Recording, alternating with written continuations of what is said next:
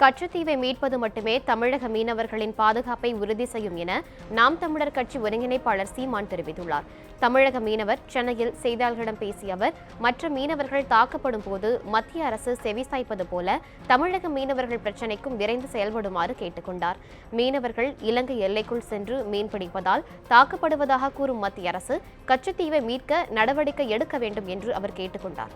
கச்சத்தீவு இந்தியாவிற்கு என கணக்கிட்டால் நம் மீனவர்களில் மீன்பிடி எல்லை விரிவடைவதுடன் மீனவர்கள் பிரச்சனையின்றி மீன்பிடிக்க வழிவகை ஏற்படும் என்றும் சீமான் தெரிவித்துள்ளார்.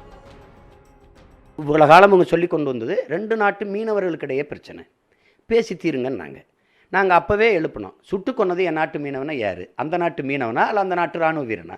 இப்போ தெரியுதுல்ல, இந்த நாட்டு குடிமகன் மீனவனுக்கும் அந்த நாட்டு இராணுவத்துக்குமான பிரச்சனை இது.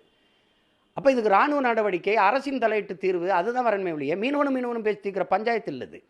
அப்போ இதுக்கு ஒரே தீர்வு கச்சத்தீவை மீட்பது. அதனால தான் நம்ம பல காலமாக அந்த போராட்டத்தை அரசியலாகவும் சரி அரசியல் சட்ட ரீதியாகவும் சரி போராடி கொண்டிருக்கிறோம். ஆனால் கொடுத்ததான்னு ரெண்டு அரசுமே, காங்கிரஸ் அரசும் சரி பாரதிய ஜனதா அரசும் சரி திரும்ப அதே கருத்தை சொல்லுது.